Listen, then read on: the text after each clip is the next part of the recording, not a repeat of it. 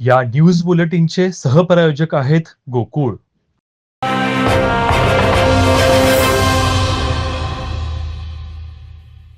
श्री क्षेत्र ज्योतिबा डोंगर येथे चैत्र पौर्णिमेची यात्रा दिनांक 12 एप्रिल रोजी होत असून यात्रा नियोजनाच्या कामाचा आढावा घेण्यासाठी बैठक घेण्यात आली। ज्योतिबा इथं प्रांताधिकारी समीर शिंगटे यांच्या अध्यक्षतेखाली आणि मार्गदर्शनाखाली यात्रा नियोजनाच्या कामाचा आढावा घेण्यासाठी ही बैठक घेण्यात आली।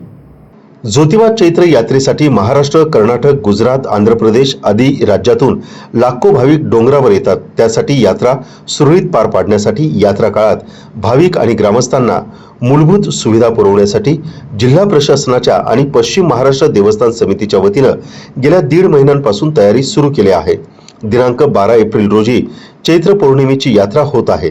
त्यामुळे नियोजनांच्या कामाचा आढावा घेण्यासाठी प्रांताधिकारी समीर शिंगटे यांच्या अध्यक्षतेखाली ज्योतिबा इथं जिल्हा प्रशासनाच्या सर्व विभागातील विभाग प्रमुखांकडून कामाचा आढावा बैठक घेण्यात आली। ज्योतिबा चैत्र यात्रा प्लास्टिक मुक्त करण्यासाठी तयारी सुरू असून सेंटर प्लाझा येथील अतिक्रमण काढण्यात आले आहेत। पोलीस, आरोग्य, ग्रामपंचायत, देवस्थान या महत्त्वाच्या विभागाकडून माहिती घेण्यात आली। येत्या 29 मार्चला जिल्हाधिकारी यांच्या उपस्थितीत आढावा बैठक घेण्यात येणार असल्याची माहिती प्रांताधिकारी समीर शिंगटे यांनी दिली।